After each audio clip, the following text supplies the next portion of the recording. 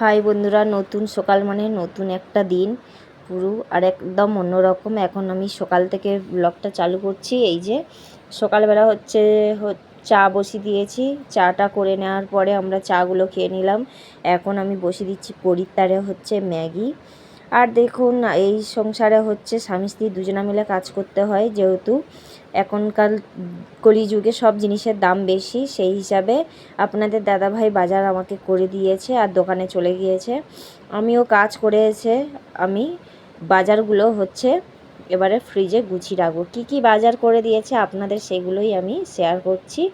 ফার্স্টে দেখাচ্ছি ওই যে আদা রসুন, ধনে পাউডার, জিরে, ধনে পাতা, এখানে গাজর দিয়েছে। ব্যাঙ্গালোরে অ্যাকচুয়ালি সব জিনিসটার দাম বেশি, ওই জন্য কম কম করে নিয়ে এসেছে, তাই কম কম করলেও প্রচুর দাম এখানে।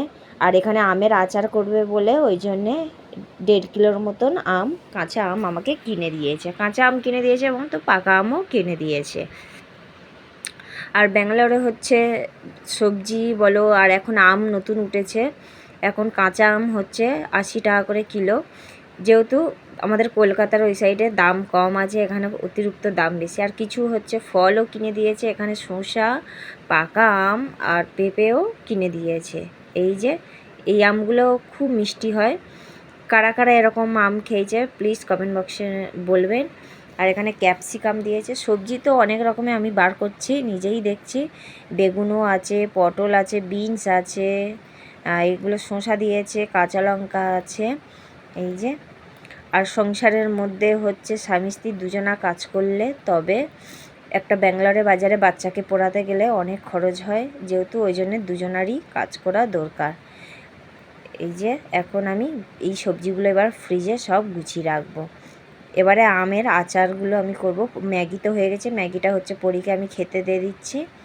এই যে, আর ও খাচ্ছে আর টিভি দেখছে, আর আমি এইদিকে আমের খোসাগুলো আমি ছাড়িয়ে নেবো, যেহেতু আমি আচার করব বলে। আর আমের আচার অ্যাকচুয়ালি আমরা তিনজনাই খুবই পছন্দ করি।